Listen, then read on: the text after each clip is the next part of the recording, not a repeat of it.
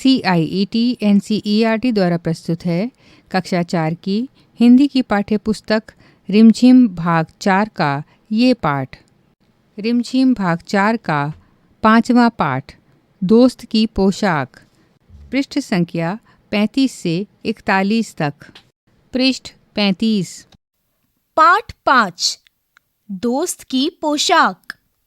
एक बार नसीरुद्दीन अपने बहुत पुराने दोस्त जमाल साहब से मिले। अपने पुराने दोस्त से मिलकर वे बड़े खुश हुए। कुछ देर गपशप करने के बाद उन्होंने कहा, चलो दोस्त, मोहल्ले में घूम आए।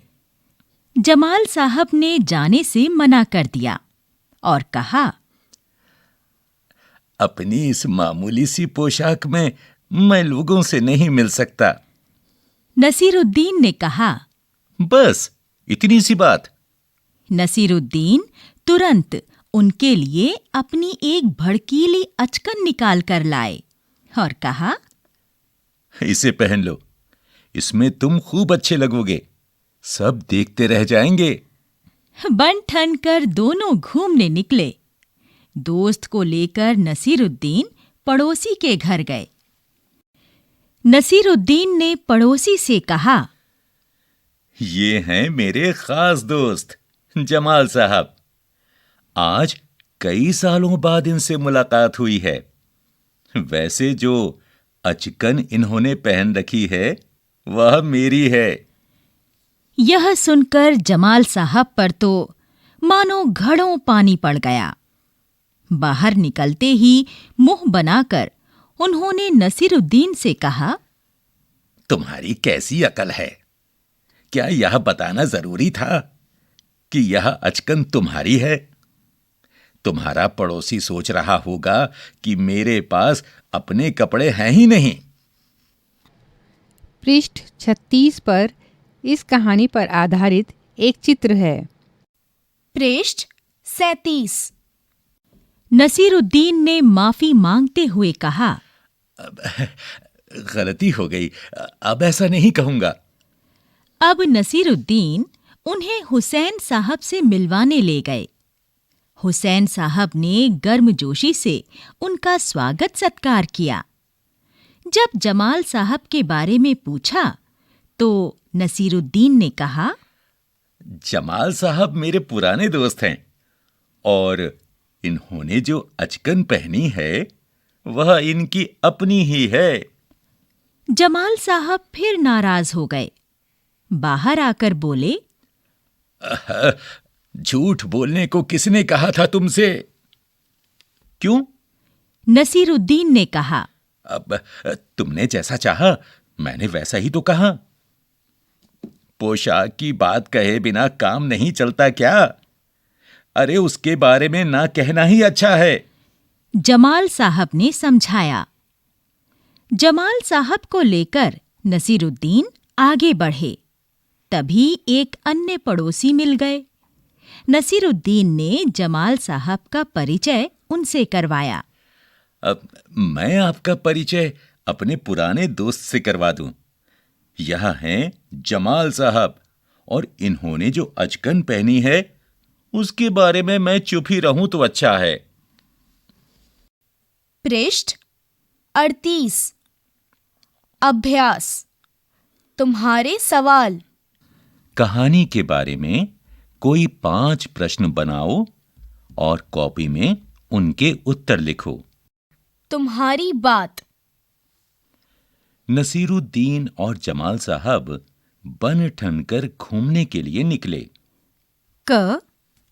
तुम बन ठन कर कहां-कहां जाते हो? ख. तुम किस किस तरह से बनते ठनते हो? तुम्हारी समझ से। क. तीसरे मकान से बाहर निकलकर जमाल साहब ने नसीरुद्दीन से क्या कहा होगा? पृष्ठ 39। ख. जमाल साहब अपने मामूली से कपड़ों में घूमने क्यों नहीं जाना चाहते होंगे? ग. नसीरुद्दीन अपनी अचकन के बारे में हमेशा क्यों बताते होंगे? गपशप।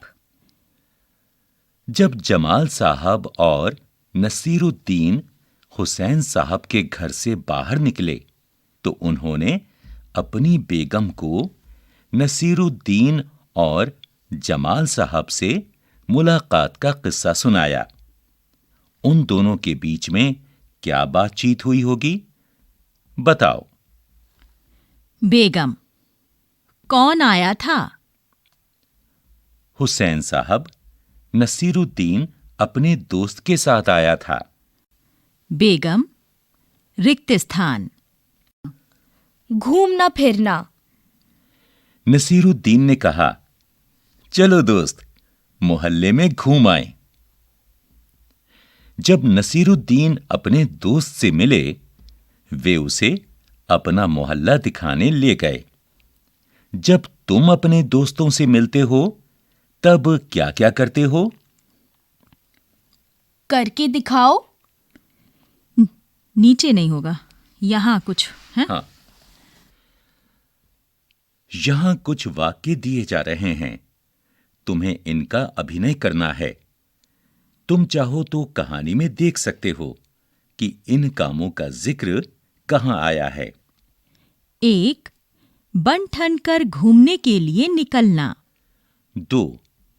घड़ों पानी पड़ना। 3. मुंह बनाकर शिकायत करना। 4. गर्मजोशी से स्वागत करना। 5. नाराज होना। 6. देखते ही रह जाना। पृष्ठ 40। घड़ों पानी पड़ना। नसीरुद्दीन की बात सुनकर जमाल साहब पर तो मानो घड़ों पानी पड़ गया। घड़ों पानी पड़ना एक मुहावरा है। इसका क्या मतलब हो सकता है, पता लगाओ। तुम इसका मतलब पता करने के लिए अपने साथियों या बड़ों से बातचीत कर सकते हो या शब्दकोश देख सकते हो। ख. इस मुहावरे को सुनकर मन में एक चित्र सा बनता है। तुम भी किन्हीं 2 मुहावरों के बारे में चित्र बनाओ। कुछ मुहावरे हम दे देते हैं। तुम चाहो तो इनमें से कोई पसंद कर सकते हो। 1. सिर मुड़ाते ही ओले पड़ना। 2. ऊंट के मुंह में जीरा। 3. दिया तले अंधेरा। 4. ईद का चांद। कौन है कैसा? नसीरुद्दीन एक भड़कीली अचकन निकाल कर लाए। भड़कीली शब्द बता रहा है कि अचकन कैसी थी। कहानी में से ऐसे ही और शब्द छांटो जो किसी के बारे में कुछ बताते हों। उन्हें छांटकर लिखो। देखें कौन सबसे ज्यादा ऐसे शब्द ढूंढ पाता है। जैसे पुराना दोस्त, रिक्त स्थान। भड़कीली, पुराना जैसे शब्द किसी के बारे में कुछ खास या विशेष बात बता रहे हैं, इसलिए इन्हें विशेषण कहते हैं। पृष्ठ 41। पास पड़ोस। पड़ोस के घर में जाकर नसीरुद्दीन पड़ोसी से मिले। तुम अपने पड़ोसी बच्चों के साथ बहुत से खेल खेलते हो, पर क्या तुम उनके परिवार के बारे में जानते हो? चलो, दोस्तों के बारे में और जानकारी इकट्ठी करते हैं। यदि तुम चाहो तो उनसे ये बातें पूछ सकते हो। 1. घर में कुल कितने लोग हैं? 2. उनके नाम क्या हैं? 3. उनकी आयु क्या है? 4. वे क्या काम करते हैं? इस सूची में तुम अपने मन से बहुत से सवाल जोड़ सकते हो। शब्दों का हेर फेर। झूठा, जूठा। इन शब्दों को बोलकर देखो। ये मिलती जुलती आवाज वाले शब्द हैं। जरा से अंतर से भी शब्द का अर्थ बदल जाता है। यहां इसी तरह के कुछ शब्दों के जोड़े दिए गए हैं। इन सब के अर्थ अलग अलग हैं। इन शब्दों का वाक्यों में प्रयोग करो। 1. घड़ा गढ़ा। 2. घूम झूम। 3. राज राज। 4. फन फन। 5. सजा सजा। 6. खोल खौल। इसी के साथ रिमझिम भाग 4 का 5वां पाठ यहाँ समाप्त हुआ। प्रस्तुति CIET NCERT नई दिल्ली भारत।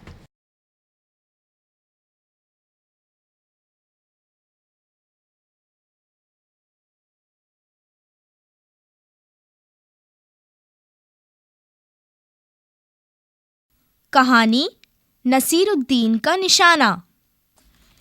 एक दिन नसीरुद्दीन अपने दोस्तों के साथ बैठे बतिया रहे थे। बात ही बात में उन्होंने गप मारना शुरू कर दिया। तीरंदाजी में मेरा मुकाबला कोई नहीं कर सकता। मैं धनुष कसता हूं, निशाना साधता हूं और तीर छोड़ता हूं। शू! तीर सीधे निशाने पर लगता है। दोस्तों को विश्वास नहीं हुआ। उन्होंने नसीरुद्दीन की परीक्षा लेने का फैसला किया। एक दोस्त भागा भागा गया और तीर धनुष खरीद कर ले आया।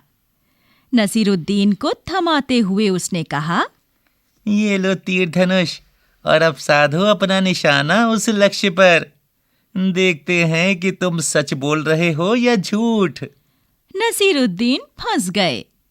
उन्होंने धनुष अपने हाथों में उठाया, डोर खींची, निशाना साधा और छोड़ दिया तीर को।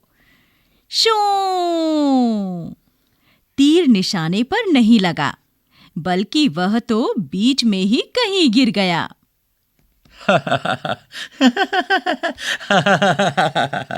सभी दोस्त हंसने लगे। क्या यही तुम्हारा बेहतरीन निशाना था? उन्होंने कहा। पृष्ठ 43। नहीं, हरगिज नहीं। यह तो काजी का निशाना था। मैं तो तुम्हें दिखा रहा था कि काजी कैसे निशाना लगाता है। इतना कहते हुए नसीरुद्दीन ने दोबारा धनुष उठाया, डोर खींची, निशाना साधा और तीर को छोड़ दिया। शू! इस बार तीर पहले वाले तीर से तो थोड़ा आगे गिरा, पर निशाना फिर भी चूक गया। दोस्तों ने कहा, यह तो जरूर तुम्हारा ही निशाना था नसीरुद्दीन। बिल्कुल नहीं, नसीरुद्दीन ने कहा। यह मेरा नहीं, सेनापति का निशाना था। एक दोस्त ने ताना कसा। सूची में अब अगला कौन है? इतना सुनते ही सबने जमकर ठहाका लगाया। नसीरुद्दीन खामोश रहा। उसने चुपचाप एक और तीर उठाया। नसीरुद्दीन ने एक बार फिर तीर चलाया। शू! इस बार तीर ठीक निशाने पर लग गया। सभी आश्चर्य से नसीरुद्दीन की ओर मुंह बाए ताकने लगे। इससे पहले कि कोई कुछ कह पाता, नसीरुद्दीन ने एक विजेता के अंदाज में कहा, देखा तुमने, यह था मेरा निशाना। नसीरुद्दीन का निशाना। अभी आप सुन रहे थे रिमझिम भाग 4 का यह पाठ। प्रस्तुति CIET NCERT नई दिल्ली भारत।